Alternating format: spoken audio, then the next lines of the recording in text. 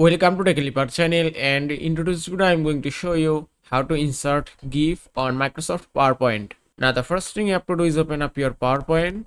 After open the PowerPoint, just open up any document. Now from here just click on new slide option and select a blank slide. After that click on insert tab, and here you can see pictures option. Then just click on pictures, then select this device and then select any folder. In my PC a GIF is already downloaded.